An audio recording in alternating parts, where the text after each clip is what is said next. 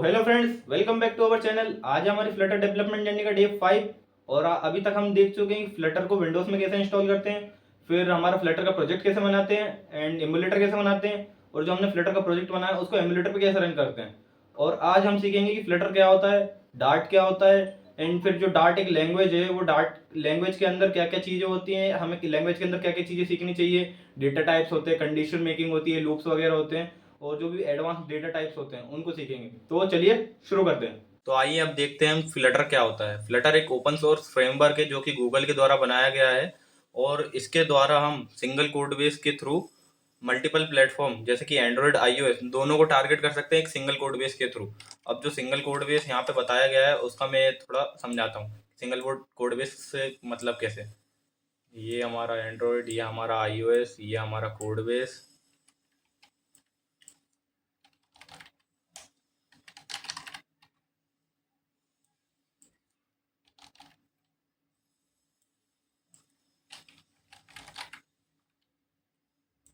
अब जैसे कि हमारा जो ये कोड बेस है, अब ये अगर मैं यहाँ पे iOS के लिए ऐप बनाता हूँ तो वो केवल iOS पे चलेगा, एंड्रॉयड पे नहीं चलेगा। और अगर हम एंड्रॉयड के लिए ऐप बनाते हैं तो वो केवल एंड्रॉयड पे चलेगा, iOS पे नहीं चलेगा। बट जब हम बात करते हैं कि हमारे पास अगर फ्लटर है या फिर हमने फ्लटर पे जो ऐप बनाया है, तो उसके थ्रू जो है हम iOS पे भी रन कर सकते हैं और हमारा जो है एंड्रॉयड पे भी रन कर सकते हैं। तो ये एक फ्लटर की खासियत है, इसीलिए फ्लटर एक क्रॉस प्लेटफॉर्म फ्रेमवर्क है जिसके थ्रू हम एक ही सिंगल कोड बेस के थ्रू मल्टीपल प्लेटफॉर्म को टारगेट कर सकते हैं। फ्लटर एक फास्ट और फीचर रिच फ्रेमवर्क है जिसके थ्रू हमारा जो डेवलपमेंट की जर्नी है वो काफ़ी ईजी हो जाती है। एंड हम बात करते हैं कि कंटेंट की, तो ये जो है वो हम इस वीक में पढ़ने वाले हैं। डार्ट क्या होता है, डेटा टाइप क्या होता है, वेरिएबल क्या होता है, डिसीजन मेकिंग क्या होती है, loops, operators, functions, comments, continue and break keywords, final and const keyword. तो ये सब तो हम वीकली पढ़ने वाले हैं। आज हम देखेंगे कि डार्ट क्या होता है और डेटा टाइप्स क्या होते हैं। तो चलिए शुरू करते हैं डार्ट से। तो डार्ट एक प्रोग्रामिंग लैंग्वेज है जो कि गूगल ने बनाई है। It can be use to develop mobile server and desktop and web application. और डार्ट एक ऑब्जेक्ट ओरिएंटेड प्रोग्रामिंग लैंग्वेज है। तो डेटा टाइप क्या होता है, डेटा टाइप को एक कंटेनर की तरह इमेजिन कर सकते हो आप, जो कि कुछ वैल्यू होल्ड करता हो। और अगर हम रियल वर्ल्ड की बात करें तो हमारा जो डेटा है वो नंबर और सेंटेंस के फॉर्म में एग्जिस्ट करता है, जिसको हम कॉपी और पेन लेके नोट कर सकते हैं। बट जब हम बात करते हैं प्रोग्रामिंग की, डेटा जो हमारा रहता है वो तो सेम ही रहेगा सेंटेंस और नंबर में, बट इसको स्टोर करने का तरीका है वो थोड़ा डिफरेंट आ जाता है। तो जैसे कि अगर मुझे इंटीजर वैल्यू स्टोर करनी है तो मुझे इंट टाइप का डेटा टाइप लगेगा, और अगर मुझे कोई सेंटेंस स्टोर करना है तो वो स्ट्रिंग में स्टोर होगा। एंड अगर मुझे कोई फ्रैक्शनल वैल्यू स्टोर करनी है तो फ्लोट और डबल में स्टोर होगी। अगर मुझे कोई सिंगल अल्फ़ाबेट स्टोर करना है तो वो कैर में होगा। अगर मुझे ट्रू और फॉल्स बूलियन वैल्यू स्टोर करनी है तो वो बूल में होगा।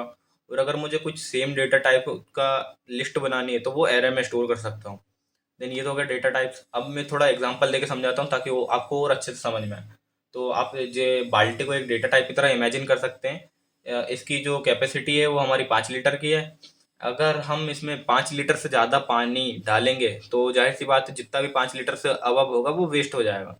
इन द सेम केस हमारा डेटा टाइप में भी यही होता है। डेटा टाइप्स की भी कुछ रेंज होती है, कुछ बाउंड्रीज होती हैं।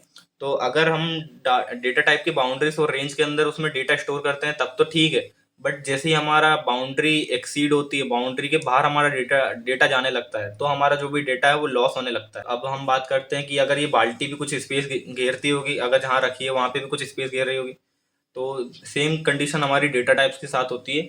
हमारे डेटा टाइप्स भी स्पेस लेते हैं। तो अब हम देखते हैं इंट। अब इंट जैसा मैंने बताया आपको, इंटीजर वैल्यू, यहाँ पे इंटीजर की रेंज है -2 की पावर 63 एंड 2 की पावर 63 - 1। ये इसकी रेंज है। अगर इसकी रेंज से बाहर जाएगा तो फिर वो गार्बेज वैल्यू रिटर्न करेगा। एंड जो हमारा इंट है वो 8 बाइट्स की स्टोरेज लेता है डेटा को स्टोर करने में। एंड जैसे हमारा कुछ एग्जांपल है कि हम इंट में कैसे डेटा स्टोर कर सकते हैं। अब बात करते हैं बूल की।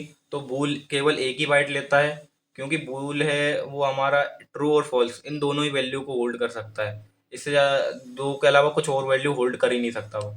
एंड अब बात करते हैं फ्लोट और डबल की। तो फ्लोट जो हमारा है कि फ्रैक्शनल वैल्यू के बाद वो 4 डिजिट तक बढ़िया स्टोर कर सकता है, एंड 4 डिजिट के बाद उसकी जो एक एक्यूरेसी वो कम होने लगती है। एंड जो हमारा फ्लोट है वो 8 बाइट्स की जगह घेरता है डेटा स्टोर करने में। जो हमारा एग्जांपल है फ्लोट का। एंड अब हम बात करते हैं डबल की। तो डबल जो है वो हमारा पॉइंट के बाद 8 डिजिट तक वैल्यू को एक्यूरेटली स्टोर कर सकता है। एंड जो हमारा डबल है वो 16 बाइट्स की जगह लेता है, जैसे कि यहाँ पे आप एग्जांपल देख सकते हैं। एंड अब नेक्स्ट पे जाते हैं, कैर और स्ट्रिंग। तो जो भी हम कैरेक्टर स्टोर करवाते हैं उसको सिंगल कोट्स में स्टोर करते हैं। एंड अब बात करते हैं स्ट्रिंग की। तो स्ट्रिंग में हम सेंटेंस और होल पैराग्राफ जो भी हमारी इच्छा है वो स्टोर कर सकते हैं। एंड मेमोरी, इसकी जो मेमोरी यूजेज है वो डिपेंड करता है कि स्ट्रिंग की लेंथ कितनी है।